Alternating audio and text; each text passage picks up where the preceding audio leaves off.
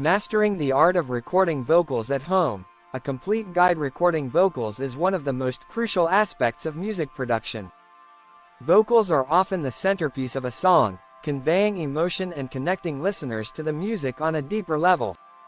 If you're a home studio artist, getting a clean and professional vocal recording is essential to achieving that polished, radio-ready sound. This guide will cover everything you need to know about recording vocals in a home studio, from equipment setup to vocal techniques and mixing strategies. By the end, you'll have a clear understanding of how to capture professional quality vocals without leaving the comfort of your home. Step 1. Preparing your recording space. The first thing to consider before hitting record is your recording environment. Unlike professional studios, home spaces aren't acoustically treated, which can lead to unwanted noise, reflections, or room tone in your recordings.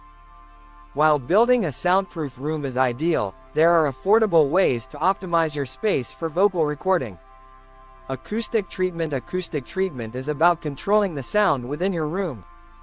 While soundproofing prevents outside noise from getting in, acoustic treatment focuses on minimizing reflections and controlling the tone of your recordings. If your vocals sound boxy or thin, it's likely due to untreated room acoustics. Start with the following acoustic treatment tips. Use absorptive materials. Place foam panels, blankets, or curtains on walls near your recording area to reduce reflections. The goal is to create a dead sound that captures only the vocal performance, not the room's natural reverb. Bass traps. If you can, add bass traps in the corners of your room to absorb low-end frequencies that can muddy up your recordings. Reflection filters. These are small, portable shields placed behind the microphone to block reflections from bouncing back into the mic. Background noise reduction. Another issue home studios face is background noise. Things like air conditioners, traffic, or even the hum of your computer can seep into your recordings. To minimize noise, turn off noisy appliances. Before recording, turn off anything that creates hums or vibrations. Close windows and doors. Isolating yourself from outside noise can drastically improve the quality of your vocal recordings. Use a dynamic microphone. While condenser microphones are often preferred for vocals, dynamic mics can pick up less background noise and may work better in untreated or noisy rooms. Step 2. Choosing the right microphone. The microphone is arguably the most critical tool in recording vocals. The right mic can make a vocalist sound rich and full, while the wrong one can capture harshness or dullness. Understanding the different types of microphones and their characteristics will help you choose the best option for your home studio. Types of microphones. There are two primary types of microphones used for recording vocals: condenser and dynamic. Condenser microphones. These mics are more sensitive and responsive, capturing a wide range of frequencies with clarity and detail. They're the most common choice for vocal recording in studios because they deliver a clear and natural sound. However, their sensitivity can also make them more prone to picking up background noise. Dynamic microphones. Dynamic mics are less sensitive than condensers, which can be beneficial in untreated spaces. They're great for live performances but can also work well in home studios if you're dealing with a noisy environment or need a more focused sound. Polar patterns. When choosing a microphone, it's essential to understand polar patterns. A mic's polar pattern dictates the direction from which it picks up sound. For vocals, the most common polar pattern is cardioid because it focuses on capturing sound from the front of the mic and reduces noise from the sides and rear. Cardioid, ideal for vocals, as it captures sound from the front and rejects noise from the sides and back. Omnidirectional, captures sound equally from all directions. Avoid this pattern for vocals unless you're in a well-treated space. Figure 8, bidirectional, captures sound from the front and rear while rejecting sound from the sides. Step 3, microphone placement and technique. Proper mic placement is critical for capturing the best possible vocal performance. Even with a high-quality mic, poor placement can result in plosives, pops, sibilants, harsh sounds, or an unbalanced tone.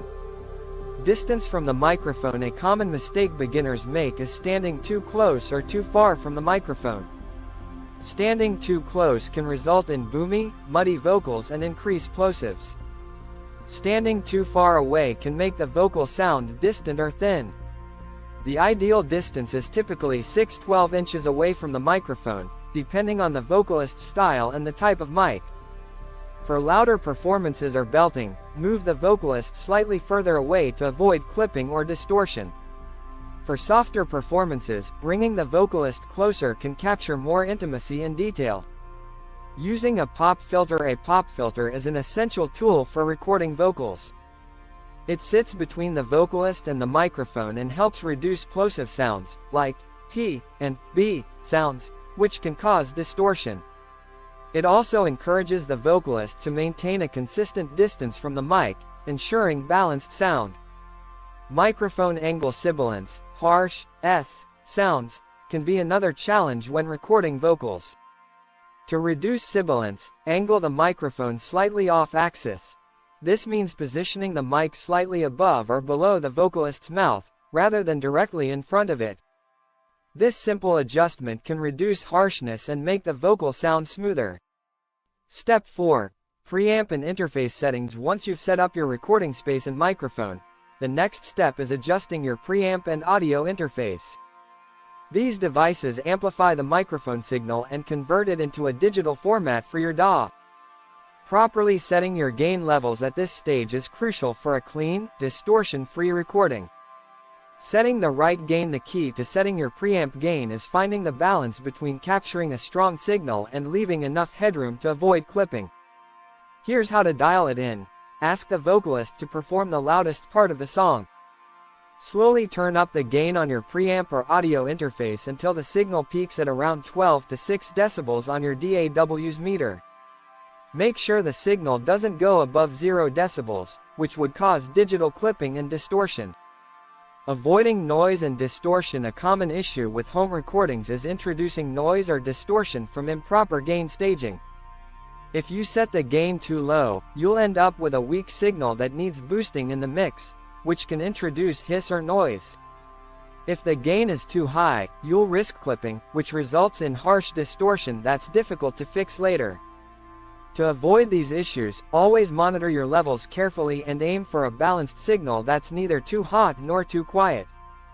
Step 5. Recording techniques and vocal performance. The way a vocalist performs in the studio is just as important as the equipment you use.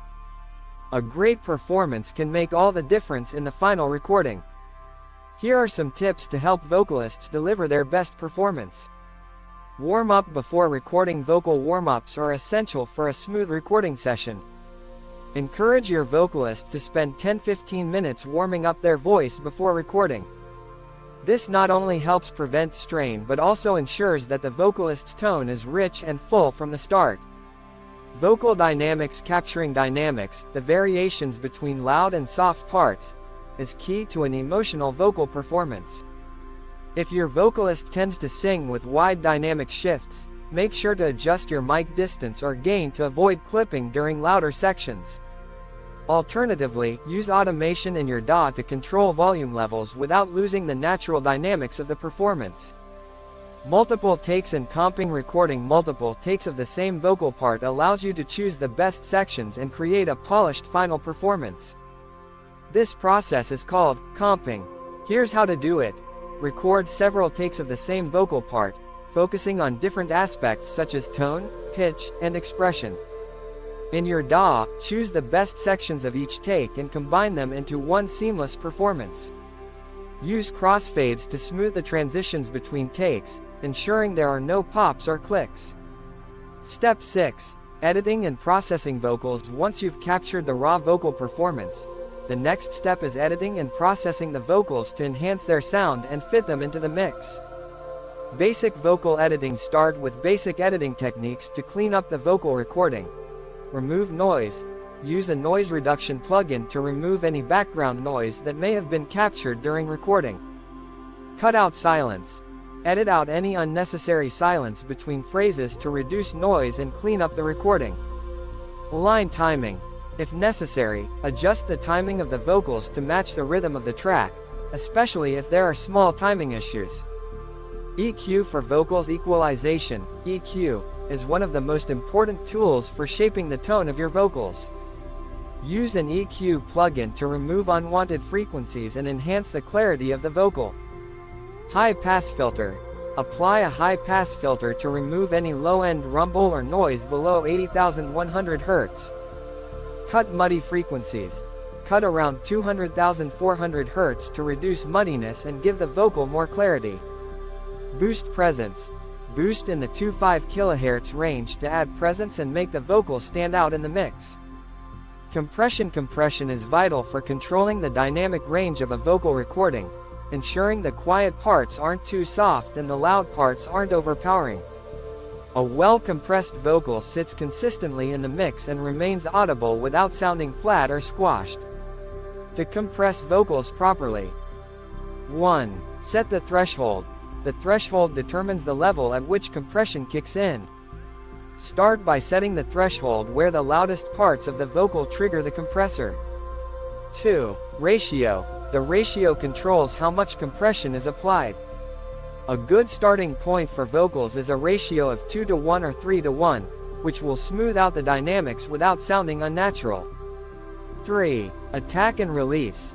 Attack controls how quickly the compressor reacts to loud sounds, and release determines how quickly it stops compressing. For vocals, a medium attack and release are usually best. This preserves the natural punch while keeping the dynamics under control. 4. Gain makeup. After compressing the signal, the overall volume may decrease. Use the gain makeup to restore the lost volume and bring the vocal back to its original loudness level. Adding reverb and delay. Enhancing space and depth. Reverb and delay are powerful tools for creating depth and space in a vocal mix. However, using too much can muddy the vocal and make it sound distant. The key is subtlety. Reverb adds a sense of space to a vocal recording, making it sound like it was recorded in a specific environment such as a small room or large hall. Here are some tips on using reverb. 1. Choose the right reverb type. Use a plate or room reverb for vocals. Plate reverbs create a smooth, lush sound, while room reverbs are more natural and transparent. 2. Control the decay time. Adjust the reverb's decay time so that it complements the song's tempo. Shorter decay times work well for faster songs, while longer decay times suit slower, more atmospheric tracks. 3. Use a reverb send. Instead of applying reverb directly to the vocal track, use a send to a reverb bus. This allows you to blend the dry and wet signals, giving you more control over the reverb's effect. Delay. Delay adds an echo effect to vocals, creating rhythmic repetition and enhancing the vocal's presence in the mix. Use delay carefully to avoid cluttering the mix. Here's how to use it. 1. Tempo sync. Sync the delay time to the tempo of the song for a rhythmic effect. 2. Subtle delay. For most vocals, a subtle delay that sits just behind the vocal works best. Use a delay with a low feedback setting to prevent it from overwhelming the vocal. 3. Slapback delay. A short, single repeat delay, called slapback, can add thickness to the vocal without muddying the mix. Use this technique if the vocal needs more body. Step 7. Vocal tuning. Vocal tuning is often necessary for correcting pitch imperfections in a performance. Even professional singers may need slight tuning to achieve a perfectly in tune vocal track. Manual tuning versus automatic tuning. There are two main methods for tuning vocals: manual tuning and automatic tuning. 1. Manual tuning. Manual tuning gives you precise control over every note and is ideal for subtle pitch corrections. Popular software like Melodyne allows you to adjust each note's pitch and timing with precision. This method is more time-consuming but often yields the most natural results. 2. Automatic tuning. Tools like Autotune can automatically adjust the pitch of a vocal in real time. While this method is faster, it can sometimes sound robotic if overused. Use it sparingly unless you're going for a stylistic effect. Step 8. Final mixing and mastering vocals. Mixing vocals is about balancing them with the other elements of the song. Vocals should be prominent but not overpowering, sitting comfortably in the center of the stereo field. Vocal levels in the mix start by setting the vocal level so that it sits on top of the instrumental but doesn't dominate the mix. If the vocal is too loud, it will sound disconnected from the rest of the track. If it's too quiet, it will get lost in the music. Use volume automation to keep the vocal level consistent throughout the song, especially if there are wide dynamic shifts. Stereo imaging vocals are typically placed in the center of the stereo field, but you can add width using techniques like double tracking, stereo widening effects, or subtle panning of harmonies. Be careful not to overdo it, as vocals should maintain focus in the center of the mix. Bus processing for vocals to add glue and consistency to your vocal tracks. Route all the vocal elements, lead, doubles, harmonies, etc., to a vocal bus. This allows you to apply effects like compression, EQ, and reverb to the entire vocal group, ensuring they sound cohesive. Step 9. Recording harmonies and background vocals. Harmonies and background vocals can add depth and emotion to a vocal performance. When recording harmonies, consider the following.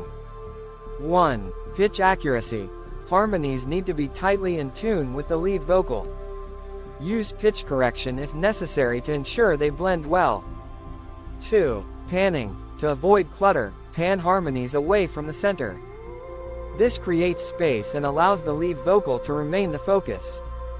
3. Layering. Try recording multiple takes of the same harmony part and layering them together. This creates a fuller, richer sound. 4. Vocal arrangement. Consider how harmonies can complement the lead vocal. For example, high harmonies can add brightness, while low harmonies can add warmth and depth. Final step. Encouraging creativity in vocal recording. While technical precision is important, creativity is what truly sets a vocal performance apart. Experiment with different vocal techniques, effects, and arrangements to find a unique sound that suits your song. Encourage vocalists to explore different styles, emotions, and delivery methods to bring out their best performance. Remember, a great vocal recording isn't just about the equipment or techniques. It's about capturing the emotion and energy of the performance.